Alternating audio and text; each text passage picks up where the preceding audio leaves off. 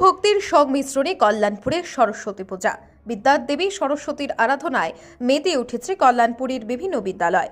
সোমবার সকাল থেকেই বিভিন্ন স্কুল, প্রতিষ্ঠান ও পরীক্ষার্থী আয়োজিত পূজাগুলো চলছিল।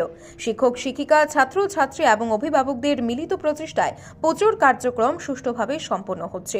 এদিন কল্যাণপুরের ঘিলাতলি বাজার দ্বাদশ শ্রেণী বিদ্যালয়, কল্যাণপুর দ্বাদশ শ্রেণী বিদ্যালয়, রামবাবু সম্পাদক পাড়া উচ্চ বিদ্যালয়, দারিকাপুর উচ্চ বিদ্যালয়, নর্থ ঘিলাতলি দ্বাদশ শ্রেণী বিদ্যালয়, তুতাবাড়ি উচ্চ বিদ্যালয় সহ একাধিক বিদ্যালয়ে দেবী সরস্বতীর পূজা অনুষ্ঠিত হয়। পূজার্চনার পাশাপাশি বিদ্যালয়গুলিতে সাংস্কৃতিক অনুষ্ঠান, পাঠ প্রতিযোগিতা ও আরতি অনুষ্ঠিত হয়। শিক্ষার্থীরা দলবদ্ধভাবে দেবীর কাছে বিদ্যা ও সাফল্যের আশীর্বাদ কামনা করে। স্থানীয় এক শিক্ষকের মতে, এই পূজা শুধু ধর্মীয় নয়, বিদ্যার প্রতিও শিক্ষার্থীদের উৎসাহ বাড়ানোর একটি গুরুত্বপূর্ণ মাধ্যম। অভিভাবকরাও সন্তুষ্টি প্রকাশ করে জানান, বিদ্যালয়ের এমন আয়োজন শিশুদের পড়াশোনার প্রতি আগ্রহ বৃদ্ধি করে। সোমবারের এই উৎসব মুখর দিনে কল্যাণপুরের শিক্ষাঙ্গনগুলিতে উৎসাহ ও ভক্তির আবহ ছড়িয়ে পড়ে। পূজার শেষে প্রসাদ বিতরণ করা হয় এবং রাত পর্যন্ত সকলেই আনন্দের সঙ্গে এই পুণ্যতিথির সমাপ্তি ঘটবে। আমরা কল্যাণপুর দ্বাদশ শ্রেণী বিদ্যালয়ে প্রতি বছরে ছাত্রছাত্রীরা এই মাঘ মাসের শুক্লা পঞ্চমী তিথিতে মা বাগদেবী সরস্বতীর আরাধনা করি। অন্যান্য বছর না, এই বছর আমরা আরাধনা ব্রতী হয়েছি এবং আপনারা দেখেছেন আমাদের এখানে যে একটা ঐতিহ্য যে আমরা প্রত্যেক বছরই ঢাক নিয়ে আসি পূজাতে। এবছরও তার ব্যতিক্রম হয়নি। এবছর আমরা 5টি ঢাক নিয়ে এসেছি এবং এটা দেখার জন্য আমাদের এলাকার অভিভাবকরা কিছুক্ষণ মধ্যে দেখবেন প্রচণ্ড ভিড় করে এবং রাত্র প্রায় 9টা পর্যন্ত এই ভিড় থাকে। এমনিতে কতজন ছাত্রছাত্রী এই পুজোতে অংশ নেয়? আমাদের বিদ্যালয়ে এখন 638 জন ছাত্রছাত্রী আছে নিউ সেকশনে এবং প্রাইমারিতে আলাদা একটা পুজো। আমাদের পূজা কিরকম? পুজোতে আমরা প্রতি ছাত্রছাত্রী থেকে 70 টাকা করে তাদের আমরা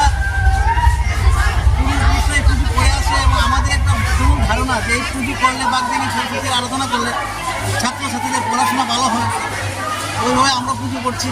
এবং আরেকটা যেটা সবচেয়ে বেশি বিশেষত্ব হলো ছাত্রছাত্রীরা খুব আনন্দ করছে এই পুজো।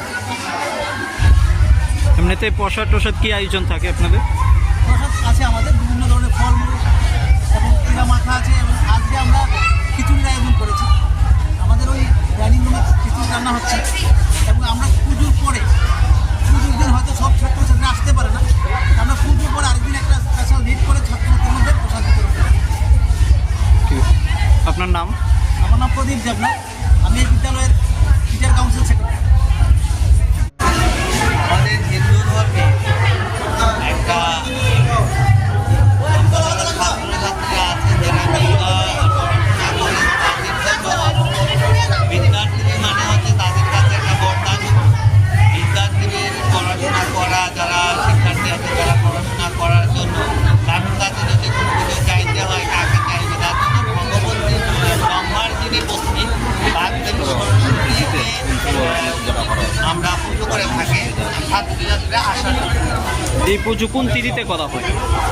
এই যদি বলো যে এই পুজো কোন তিথিতে করা হয়, এই পুজো অনেক তিথিতেই হয়, কিন্তু আমাদের এই ত্রিপুরা রাজ্যে ত্রিপুরা পশ্চিমবঙ্গ সব মৈত্রী যারা আছে, আমরা মৈত্রী সম্প্রদায় যারা আছে, আমরা এটা বসন্ত শুক্লা পঞ্চমী তিথিতে আমরা করে থাকি।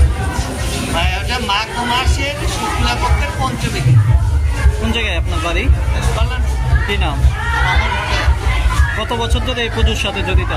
আমি 2010 থেকে যুক্ত আছি, আর পরের বিষয় 2017তে আমি কমপ্লিট হয়েছে। এখন শাস্ত্রীর উপাধির জন্য এই আজকে কয়টা পূজা করেছেন?